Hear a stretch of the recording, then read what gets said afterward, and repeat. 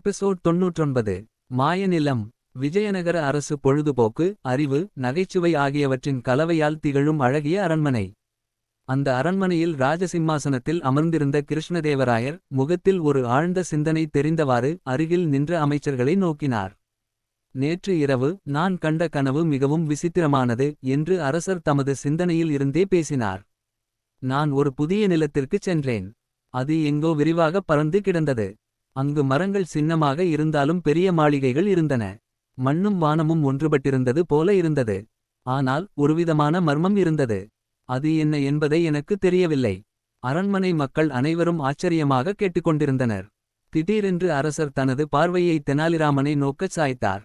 தெனாலி, நீ நம்மில் மிகவும் புத்திசாலி. இந்த கனவின் மர்மம் என்னவென்று விளக்க முடியுமா? தெனாலிராமன் ஒருவிதமான சிரிப்புடன் அரசரை நோக்கி பேசினான். மன்னரே, முதலில் ஒரு கேள்வி. நீங்கள் கனவில் எந்த நிலத்திற்குச் சென்றீர்கள்? அது தெரியாது. ஆனால் அது ஒரு புதிய உலகமாகவே இருந்தது என்று அரசர் பதிலளித்தார்.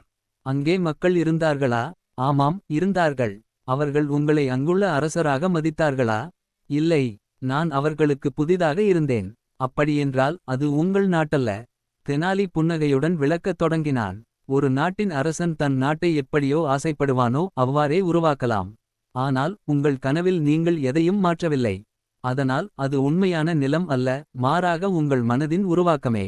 அரசர் சிறிது குழப்பமடைந்தார். அப்படியென்றால் அது வெறும் கனவா?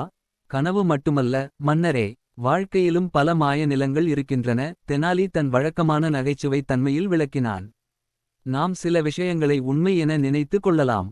ஆனால் உண்மையில் அவை நம்மை ஏமாற்றும் மாயைதான். சிலர் சொல்வதையும் சிலர் நம்புவதையும் பொய்யாகவே தோன்றலாம். ஆனால் அது நேரில் உண்மை போல காட்சியளிக்கும்.